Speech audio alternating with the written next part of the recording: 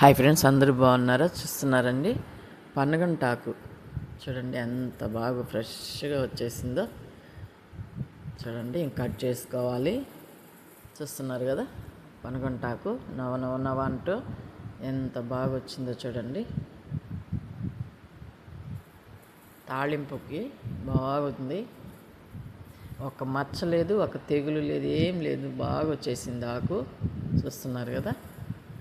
Cut చేసేసుకొని ఇంకా తాళింపు చేసేసుకోవడమే. ఎంత బాగున్నదో చూడండి.